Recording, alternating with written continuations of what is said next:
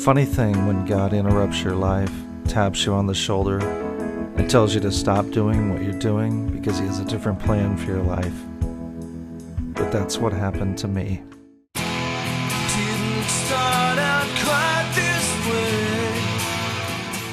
You see, for 18 years, I played professionally in the secular music scene with pretty good success. I've worked in the studio with artists like the Nixons, Sister, I see you. and the Flaming Lips, Do you realize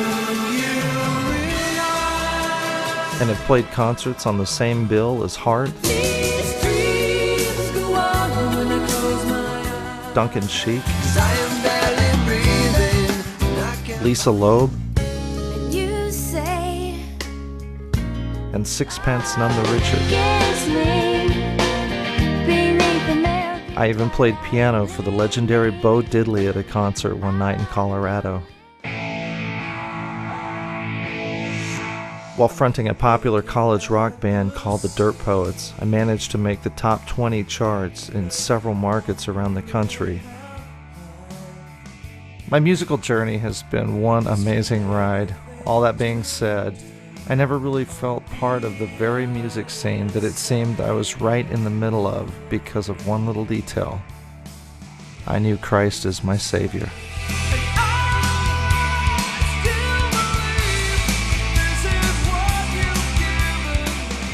I sometimes brag that I never ever drank a drop of alcohol or got involved with drugs while playing in a secular music scene that was so full of that stuff.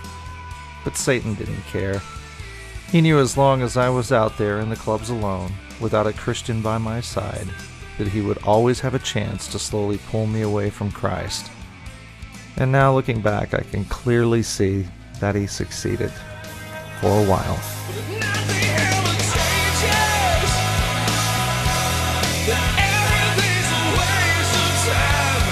While doing a radio interview in Tulsa one night, I heard God telling my heart very clearly and loudly and gently that in order to walk in His will for my life, I would now need to end my days playing in the clubs.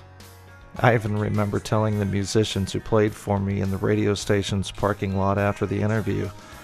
They didn't seem too happy about my decision. It didn't really matter though. I was just so happy that God had revealed to me a new direction for my life. Giving it all. It was time to take all the life experiences and gifts in music that I had and offer them up in some form of music ministry. This was very exciting for me because I could still remember going to see so many Christian rock concerts growing up and how they affected me. Now God had called me to reach out to others in that same way. It wasn't long before God blessed me with the partner I always wished I'd had, but could never find playing in the clubs. While recording my first Christian album, I needed to find a violinist to record some parts, and boy did I. I came across a wonderful classical violinist named Sarah who plays with the Tulsa Signature Symphony. Sarah and I got married in November of 2001, and then we finally took time out to record her parts for my album WOODSONGS. She did an incredible job, and you can hear her all over my album. She's a wonderful classical musician with a great sense of humor. And who'd have ever thought a rock and roll singer like me could ever catch a girl like that? It's the perfect match, and I just bet God knew it all along. Love is patient and kind.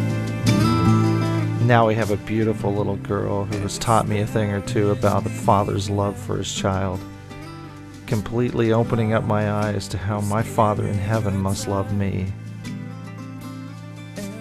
And right at the time I'm learning how to be a father, I get a phone call from my own father telling me my own mother has passed away from a brain aneurysm. But for 4 perfect months, we've watched my mother and daughter love each other as if they both knew it wouldn't last very long. So in this past year, I welcomed my first child into the world, let go of the mom who brought me into this world, and I finally finished and released an album that was such a work of love for me that it took me 7 years to finish.